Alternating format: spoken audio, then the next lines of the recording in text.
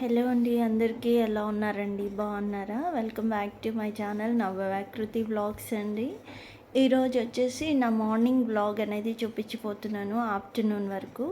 So morning 5కి లేచేసి నేను ఫ్రెష్ అప్ అయిపోయి బయట వాకిలంతా ఊడ్చేస్తున్నానండి. ఊడ్చి కల్లాపు చల్లి తడిబట్ట పెట్టుకుంటాను ఇల్లు. సో అదనమాట. చాలా లెంత్ ఎక్కువ ఉంటుంది కదండి. సో అదంతా ఊడ్చి చల్లి ముగ్గు పెట్టేసి స్టెప్స్ అన్నీ నీట్గా తుడిచి ఇంట్లోకి వెళ్ళేసరికి నాకు వన్ అవర్ టైం పడుతుంది. నేను అవతల వాకిలు ఊడ్చేసరికి చిన్న గేట్ వైపు ఇటు పాపం డాగ్కి మంచినీళ్ళు అయినట్టున్నాయి, తాగింది బకెట్లో అవి. సర్లే అని అది తాగిన దాకా ఉండి అది వెళ్ళిపోయినాక మిగిలిన వాటర్తోని అట్లా అలుకు చల్లేస్తున్నాను అనమాట.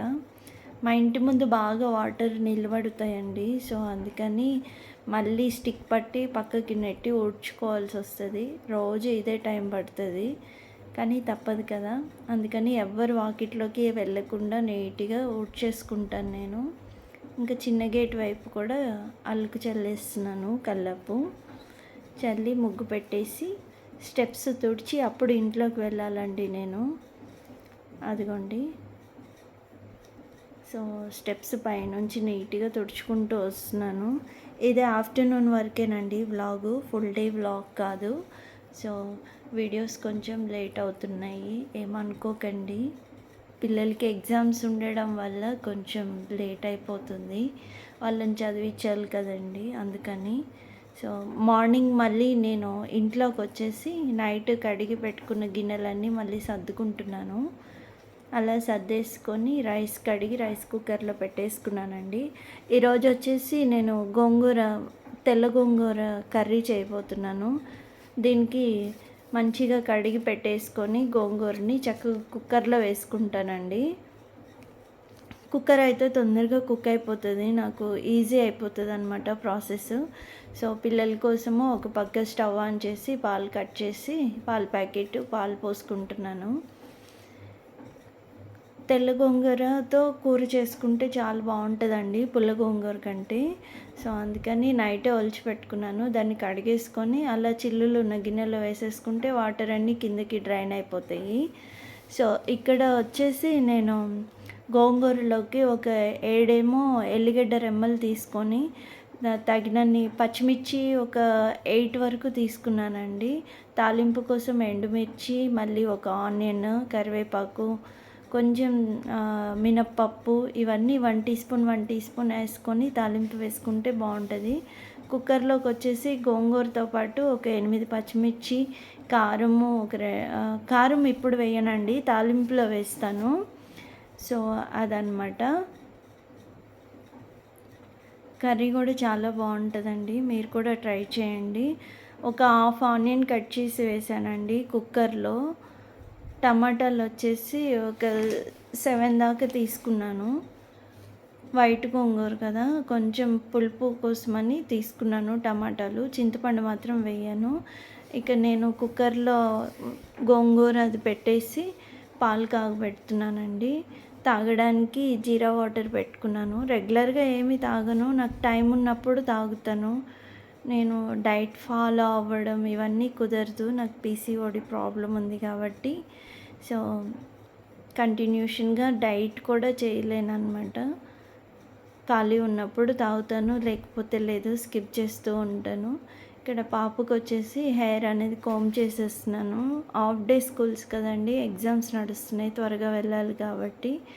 సో నేను అక్కడ హెయిర్ నీట్గా దువ్వేసి ఆమెకి పంపించేస్తే ఆమె స్నానం చేసుకుంటుంది. తను వచ్చేసరికి పాలు కాగిపోతాయి, సరిపోతుంది టైం నాకు. సో ఇక్కడ ఈ జల్లు వేయడం మాత్రం పెద్ద టాస్క్ అండి నాకు. బాగా రోజు ఇక్కడే లేట్ అయిపోతుంది నాకు టైం అంతా. అందుకనే ముందు నీట్గా తల దువ్వేస్తాను అనమాట.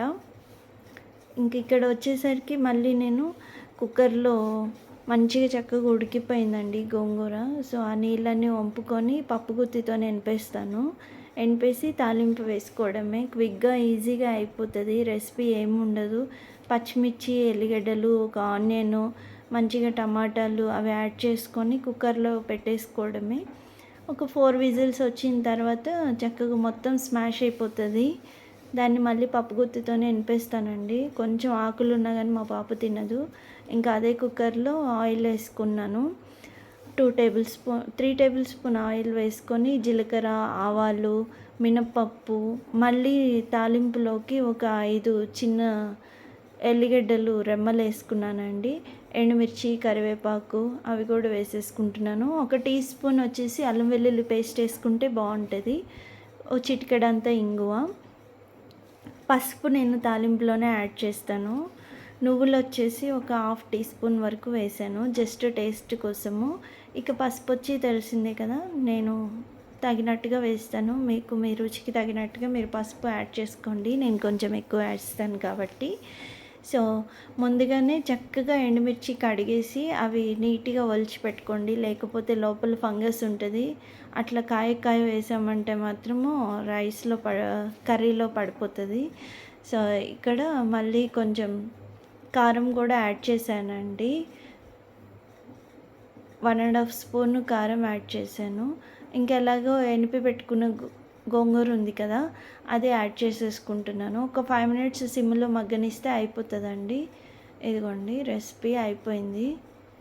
ఇంతేనండి, ఇంకేం లేదు రెసిపీ. సో, పక్కన టీ పెట్టుకుంటున్నాను. మళ్ళీ ఒకసారి కొంచెం ఫ్రెష్ అప్ అయ్యి వచ్చేసి టీ తాగేస్తాను. టీ తాగిన తర్వాత ఇంకా రేపు శ్రీరామనవమి కదండీ! సో, ఇల్లంతా నీట్‌గా సర్దేసుకొని పైపైన ఒకసారి మంచిగా మాప్ పెట్టేసుకుంటే నా ఈరోజు మార్నింగ్ వ్లాగ్ అనేది కంప్లీట్ అయిపోతది. వర్క్ అనేది. సో, ఇలాచీ లైట్‌గా వేస్తానండి నేను టీలో. మార్నింగ్ 7 నుంచి 7:30 లోపు నాకు టీ కావాలి. లేకపోతే కంఫర్టబుల్‌గా ఉండలేననమాట. చిరాకొచ్చేస్తది. సో, అలా ఎవరైనా ఉంటే కామెంట్ బాక్స్‌లో నాతో తప్పకుండా షేర్ చేయండి. ఓకేనా? ఇటు పక్క కర్రీ కూడా అయిపోయింది. టీ టైం అండి. సో, టీ తాగేస్తాననమాట. టీ తాగిన తర్వాత ఫర్దర్‌గా వర్క్ ఉంటది కదా! అది చేసేస్తాను. చూసారా, ఇక్కడ పవర్ ప్రాబ్లమ్ అండి. పల్లెటూరు కదా! కొంచెం కరెంట్ బాగా విసిగిచ్చేస్తుంది. సో, బట్టలు 3 డేస్‌వి అలాగే కుప్పలు పడిపోయినాయి. అవన్నీ తీసి వాషింగ్ మిషన్‌లో ఏసేసి నేను ఇల్లు ఊడ్చి మాప్ పెట్టేస్తాను. ఇంకా అవి వాషింగ్ మిషన్‌లో ఏసేసిన తర్వాత కౌంటర్ టాప్ అవన్నీ క్లీన్ చేసుకోవాలి కదండీ! ఆ కర్రీ అంతా తీసి ఒక బౌల్‌లో పెట్టేసి పిల్లలు పాలు తాగినవి, నేను టీ తాగినవి అవన్నీ కడిగేసిన తర్వాత అప్పుడు ఇల్లు ఊడ్చడం అనేది స్టార్ట్ చేస్తాననమాట. సో, నేను కౌంటర్ టాప్ క్లీన్ చేయటానికి హోమ్‌మేడ్ లిక్విడ్ తయారు చేసుకున్నానండి. ఇదొచ్చేసి నేను యూట్యూబ్‌లోనే చూశాను. సఖీ డైరీస్ అనుకుంటా వాళ్ళ ఛానలు. సో, అది ఎంత బాగా వర్కౌట్ అవుతుందంటే అంత బాగా వర్కౌట్ అవుతుంది. యాక్చువల్లీ నేను అసలు నమ్మలేదండి. అంత బాగా వర్క్ అవుతది. ఎక్కడ జంగు మరకలు కానీ తుప్పు పట్టినవి అన్నీ పోతాయండి. నీట్‌గా గ్యాస్ స్టవ్ కాడ్నుంచి, టైల్స్ కాడ్నుంచి, విండోస్ కాడ్నుంచి ప్రతి ఒక్కటి నీట్‌గా క్లీన్ అవుతాయన్నమాట. సో, ఎవరైనా ఉంటే ఇట్లా హోమ్‌మేడ్ లిక్విడ్ వాళ్ళ ఛానల్‌లో ఆల్రెడీ పెట్టున్నారు వాళ్ళు. ఒకసారి చూసి మళ్ళీ ట్రై చేయండి. ఆల్మోస్ట్ నేను ఇది 2 ½ 3 ఇయర్స్ నుంచి ట్రై చేస్తున్నానండి ఈ లిక్విడ్. ఎంత బాగా వర్క్ అవుతుందంటే అంత బాగా. సో, నేను ఫ్రిడ్జ్ కానీ ఎవ్రీథింగ్ ఇంకా ఇదే లిక్విడ్ యూజ్ చేసి తుడుస్తాననమాట. ఆయిల్ టిన్స్ కూడా ఎంత బాగా నీట్‌గా పోతాయంటే జిడ్డు అస్సలుండదు. సో, ద బెస్ట్ అని చెప్పచ్చు ఈ లిక్విడ్. మంచిగా బేకింగ్ సోడా, లెమన్ జ్యూసు, కొంచెం ఇది మనం అంట్లు కడుక్కునేది విమ్ జెల్ ఇవేసి ప్రిపేర్ చేసుకోవడమే, వెనిగర్ వేసేసి. పెద్ద కష్టమేమి ఉండదు. కానీ లాంగ్ టైం వస్తది. చాలా యూజ్ అవుతది ఈ లిక్విడ్. ఇన్నిసార్లు చెప్తున్నానంటే చూడండి, పర్సనల్‌గా నేను ఎక్స్‌పీరియన్స్ చేశాను కాబట్టి చెప్తున్నాను. సో, అదనమాట. ఇక్కడ ఈ వెజిల్స్ అన్నీ క్లీన్ చేసేసుకొని కౌంటర్ టాప్ నీట్‌గా తుడుచుకొని అప్పుడు ఇల్లు ఊడ్చి మాప్ పెట్టేస్తాను. వర్క్ అనేది అయిపోతది. ఆల్మోస్ట్ నాకు రోజు నేను 4:30కి లేస్తే నాకు పని అయిపోయేసరికి 11:30 అవుతదండి. ఎందుకంటే రెగ్యులర్‌గా ఎంత ఎర్లీగా చేద్దామన్నా కొంచెం నేను నిదానంగా చేసే టైప్ అనమాట. సో, నాకు ఆల్మోస్ట్ అదే టైం అవుతది. 10:30కి మాత్రం ఎప్పుడూ నా వర్క్ అనేది ఫినిష్ అవ్వదు. చూసారు కదా! రోజు ఈ గ్యాస్ స్టవ్ ఇవన్నీ తుడవాల్సిందే. పిల్లలు వెళ్ళిపోయిన తర్వాత వంట పని అయిపోయిన తర్వాత నీట్గా పెట్టాల్సింది. ఇంక్లూడింగ్ నైట్ ఏదైనా కుక్ చేసినా కూడా నేను ఇలాగే చేస్తాను. కంపల్సరీ నాకు గ్యాస్ స్టవ్, కౌంటర్ టాప్ ఎప్పుడూ నీట్గా ఉండాలన్నమాట.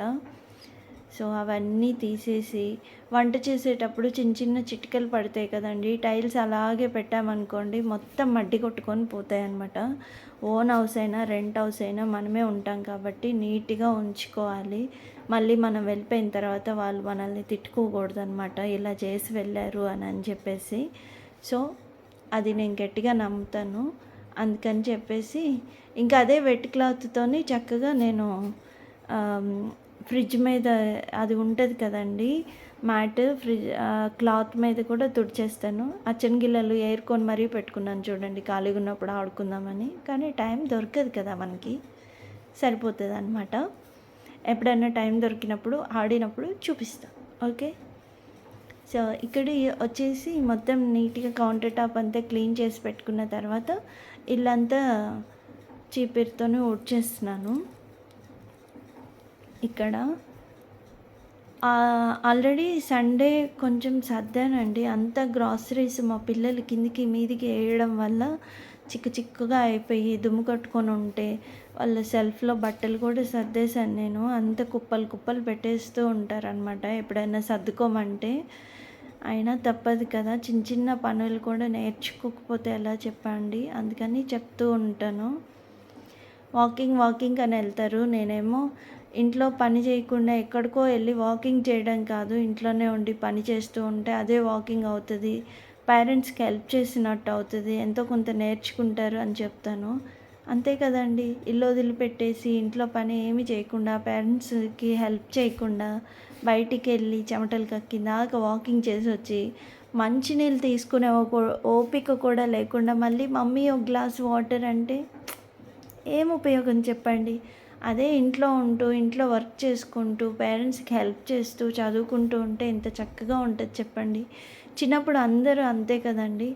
ఆల్మోస్ట్ నా ఏజ్లో ఉన్న వాళ్ళందరూ నా చిన్నప్పుడు ఎంత వర్క్ చేసేవాళ్ళంటే పేరెంట్స్ అందరూ పొలాలు వేసుకుంటూ అట్లా పొలం పనిలో బిజీగా ఉంటే ఇంటికి వచ్చేసరికి చిన్న పనులు చేసేసి ఇల్లు ఊడ్చి కల్లాపులు కొట్టి ముగ్గులు వేసి వాళ్ళు వచ్చేసరికి ఆ కట్టెల పొయ్యి మీద పొయ్యి మంట చేసి మంచిగా నీళ్ళు కాగబెట్టి రెడీగా ఉంచేవాళ్ళు అనమాట. సో అలాంటి సిచ్యువేషన్ ఇప్పుడు లేదు, కానీ జస్ట్ గీజర్ ఆన్ చేసుకోవడానికి కూడా మా పిల్లలు వంతులు వేసుకుంటారు.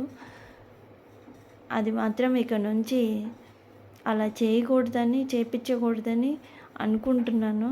సో ఎంతవరకు వర్కౌట్ అవుతుంది అనేది చూడాలి. ఇంకొకటి ఏంటంటే రేపు శ్రీరామనవమి కదండి. సో ఈరోజు మళ్ళీ మాప్ పెట్టేసి రేపు మార్నింగ్ అంతా క్లీన్ చేసి పెట్టేసుకున్నామంటే ఈరోజే మార్నింగ్ క్విక్గా వర్క్ అయిపోతుంది అనమాట. అలా అని రేపు మాప్ పెట్టకుండా ఉంటానా అంటే ఉండను, కంపల్సరీ మాప్ పెడతాను. ఏంటంటే పిల్లలు ఇంటికాడ ఉన్నప్పుడు బాగా తొక్కేస్తారు కదా, ఇల్లు మాసిపోతుంది అనమాట. కొంచెం కాలుకి బంకగా అతుక్కున్న కాలు ఎక్కడన్నా స్టిక్కే అయిపోయినా ఫ్రీగా మూవ్ అవ్వకపోతే కాలు కంపల్సరీ ఆ రోజు మాప్ పెట్టాల్సిందే. ఏమంటే అదనమాట, అంతే. ఇంకా మ్యాట్స్ అన్నీ అయిపోయినాయండి. ఇల్లు మాప్ పెట్టేశాను, వాషింగ్ మిషన్లో బట్టలు ఆరేసాను, వర్క్ అంతా అయిపోయిందనమాట. ఒక్కసారి ఇల్లు నీట్గా అలా పెట్టేసుకొని ఇప్పుడు ఫ్రెష్ అప్ అయ్యి తింటే ఉంటుందండి. ఆ తిన్న 4 మెతుకులు ఏవైతే ఉంటాయో అవి కడుపుకి మంచిగా పడతాయి అన్నమాట. నాలాగా ఎవరైనా ఉంటే కమెంట్ బాక్స్లో తప్పకుండా షేర్ చేసుకోండి, ఓకేనా. ఇక ఫ్రెష్ అప్ అయ్యి వచ్చిన తర్వాత నేను డైట్ చేస్తున్నానని మాత్రం కంపల్సరీ అనుకుంటారు, బట్ అలా అనుకోకండి, ఇది రాంగ్. ఏమంటే క్యారెట్లు మిగిలిపోయాయి. మా ఇంటి ఎదురుగా వాళ్ళు నాకు మామిడికాయలు ఇస్తే వాటితోని కొంచెం పచ్చడి పెట్టాను అనమాట. ఒక కాయ మిస్ అయిపోయింది, మీన్స్ మర్చిపోయాను నేను. సో ఏం చేయాలి, వేస్ట్ చేయడం ఎందుకు, క్యారెట్లు వేస్ట్ అవుతున్నాయని చెప్పేసి ఈ పూట నేను లంచ్ స్కిప్ చేసేసి ఆ పుల్లటి మామిడి పండు, ఆ క్యారెట్ ముక్కలు ఏవైతే ఉన్నాయో అవి తిందామని ఫిక్స్ అయిపోయాను. అండ్ ఇంకొకటి ఏంటంటే మార్నింగ్ జీరా వాటర్ పోసుకున్న తర్వాత ఆ జీలకర్రలో ఇంకా కొంచెం లిక్విడ్ ఉందన్నమాట. ఎందుకు వేస్ట్ చేయడం అని మళ్ళీ కొంచెం ఒక గ్లాస్ జీరా వాటర్ పెట్టుకొని ఆ మామిడి పిందె, ఆ కొన్ని క్యారెట్లు అవి చక్కగా పీల్ ఆఫ్ తీసుకొని కట్ చేసి పెట్టుకొని ఇదే లంచ్ కిందని ఫిక్స్ అయిపోయాను. సో, నాలాగా ఎవరైనా ఉండి ఇలాగ వేస్ట్ చేయడం ఎందుకని లంచ్ బదులు, డిన్నర్ బదులు ఇట్లాగా తినేవాళ్ళు ఉంటే తప్పకుండా కామెంట్ బాక్స్‌లో నాతో షేర్ చేసుకోండి. ఓకేనా? నేను తప్పకుండా మీతో మాట్లాడతాను. అండ్ ఇక్కడ వచ్చేసి ఇంకా నా లంచ్ ప్రిపరేషన్ అయిపోయిందనమాట. కానీ నేను డైట్ చేయనండి. ఎందుకంటే నాకు మళ్ళీ చెప్తున్నాను. ఏమంటే పీసీఓడీ ఉంది కాబట్టి కంటిన్యూషన్ డైట్ చేసినా, చేయకపోయినా weight gain, weight loss up and down అవుతూ ఉంటాను. సో, ఇదొచ్చేసి నా లంచ్ అనమాట. ఆల్మోస్ట్ అన్నీ ప్రిపేర్ చేసుకునేసరికి 11:45 అయింది. సో, ఇదండి నా మార్నింగ్ నుంచి ఆఫ్టర్‌నూన్ వరకు వ్లాగు. అమ్మ బాబోయ్! పుల్లగా ఉందండి బాబు! కానీ తినేస్తాను. వేస్ట్ చేయడం ఎందుకు. మరొక మంచి వీడియోతో కలుస్తాను. ఈ వీడియో కనుక మీకు నచ్చితే తప్పకుండా లైక్ చేయండి, షేర్ చేయండి, కామెంట్ చేయండి. ఓకేనా అండి? ఉంటాను మరి. ఉంటాను. థ్యాంక్ యూ అండి. Thank you. అదే చెప్తున్నానండి. సో, ఇదన్నమాట. ఉంటాను.